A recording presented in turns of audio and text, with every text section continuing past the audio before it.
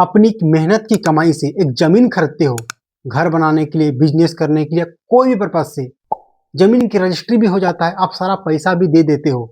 पैसा देने के बाद आप म्यूटेशन दाखिल खारिज के लिए आते हैं, तो अंचल में, ठीक है, आपका बात अंचल अधिकारी नहीं सुने, गलत तरीके से आपको आपका म्यूटेशन कैंसिल हो गया, ऑब्जेक्शन हो गया, पैसा का डिमांड हो रहा है, रिजेक्ट हो गया, क्या करे, कहाँ जाए, समझ नहीं आ रहा है। ठीक है, आज आप एक सही वीडियो पे आ चुके हैं, क्योंकि मैं आज बात करने वाला हूं कि आप म्यूटेशन कैंसिल होने के बाद क्या करेंगे, क्या कानूनी प्रावधान है। ठीक है, झारखंड की बात कर रहा हूं, चाहे जनरल जमीन है चाहे एसटी जमीन है। वीडियो को बस अंत तक जरूर देखिए, प्रॉब्लम का सॉल्यूशन जरूर होगा। बस कानूनी अधिकार को आपको जानना है। एक सवाल आपके मन में और होगा कि कितने दिन में म्यूटेशन हो जाएगा, उसके बारे में बात करेंगे। ठीक है, सबसे पहले आप ये जानिए कि झारखंड में म्यूटेशन का कानून क्या है। ठीक है, हमेशा बात बता रहा हूं कि कानून जानना बहुत जरूरी है। तो म्यूटेशन कानून को रेगुलेट करने के लिए झारखंड में एक कानून है, जो कि है Bihar tenants holding maintenance of record act 1973। इस एक्ट में जो है, आप सेक्शन 14 में जब जाएंगे तो पढ़ेंगे वहां पर आपको क्लियरली कि म्यूटेशन प्रोसीडिंग को कितने दिन में डिस्पोजल करना है, कितने दिन में उसको म्यूटेशन करना है या रिजेक्ट करना है, सब कुछ यहाँ बताया गया है। यहाँ पर है कि जो अंचल अधिकारी जो होंगे, सीओ, उनको दोनों पार्टी को सुनकर ही कोई आदेश पास करना है।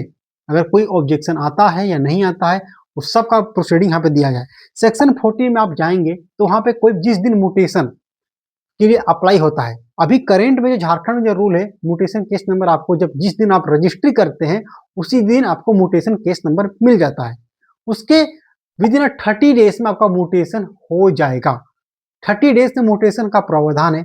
अब 30 दिन में कैसे म्यूटेशन होगा, तो यहाँ पर अगर जिस दिन से आपका रजिस्ट्री हुआ है, ठीक है, उस दिन से 15 दिन तक अगर अंचल अधिकारी सीओ के पास कोई भी ऑब्जेक्शन नहीं आता है या किसी तरह का ऑब्जेक्शन नहीं करता है कोई भी व्यक्ति, तो उनको 30 दिन के अंदर में केस को डिस्पोजल करके म्यूटेशन कर देना है। ठीक है, उसमें पंजी 2 में आपका नया रैयत का नाम ऐड कर देना है और आपके नाम से जो जमीन खरीदा है उसके नाम से नया रसीद निर्गत करना है।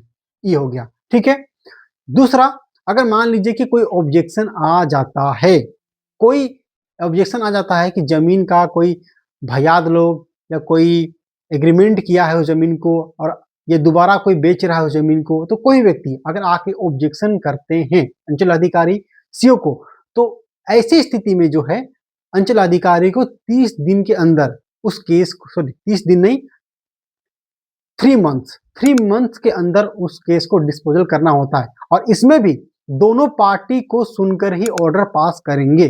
ठीक है, अगर ऑब्जेक्शन आता है तो 90 डेज के अंदर उस केस को डिस्पोजल करना है। अगर ऑब्जेक्शन नहीं आता है तो उनको 30 डेज के अंदर वो उस केस को डिस्पोजल कर सकते हैं। अब मान लीजिए कि आपका म्यूटेशन कैंसिल हो गया है, कोई उपाय नहीं है, अंचल अधिकारी आपके फेवर में, ठीक है, ऑर्डर पास ही नहीं किया और आपका म्यूटेशन हुआ ही नहीं, दाखिल खारिज हुआ ही नहीं, तो ऐसा सिचुएशन में जो है आपको सेक्शन 15 के अंदर रिलीफ दिया गया है कि आप 30 डेज, जिस दिन से आपका म्यूटेशन रिजेक्ट हुआ है उस दिन से आपको 30 डेज के अंदर जो है क्या करना है, म्यूटेशन आपको फाइल करना है अपीलेट कोर्ट में। उसका अपीलेट कोर्ट जो है सेक्शन 15 में अगर जाकर पढ़ेंगे तो लैंड रिफॉर्म डिप्टी कलेक्टर, तो उसके कोर्ट में जाकर के आप अपील करेंगे म्यूटेशन का। ओके, 30 डेज के अंदर में करना है। ये सब चीजें आपको ये सब ध्यान रखना है। उसके बाद मान लीजिए कि लैंड, ठीक है, एलआरडीसी कोर्ट में जो है अगर आपका कोई जजमेंट पास होता है उसमें आपके फेवर में नहीं होता है, तब जाकर के तब आप जाएंगे उसमें एसी के पास, एडिशनल कलेक्टर डीसी के पास, आप उसमें जाकर के आप क्या कर सकते हैं, अपील कर सकते हैं। अपील में, सॉरी अपील नहीं, रिवीजन करेंगे और उसका है सेक्शन 16 के अंदर आप कर सकते हैं। तो ये जो कानून है Bihar tenants holding maintenance of records act 1973, ये म्यूटेशन कानून के बारे में बात करता है बहुत अच्छे से। इस वीडियो में इतना ही बताता हूं कि म्यूटेशन जो है आपका इतना दिन में हो जाएगा, कितने दिन में, और रिजेक्ट होता है तो क्या क्या करना पड़ेगा, ये सब चीज मैंने डिस्कस कर दिया। म्यूटेशन से रिलेटेड और भी आपको जानकारी चाहिए, कोई और वीडियो चाहिए तो कमेंट करिए, तो धीरे धीरे मैं वीडियो बना करके आपको समझाते रहूंगा कानून, जितने भी जमीन से रिलेटेड कानून है उसके बारे में अच्छे से। ठीक है, तो इस वीडियो में इतना ही। वीडियो अच्छी लगे तो लाइक फॉलो करना ना भूले। ठीक है, आप लोगों को कानूनी जानकारी में देते रहता हूँ। ठीक है, बाय बाय एवरीवन।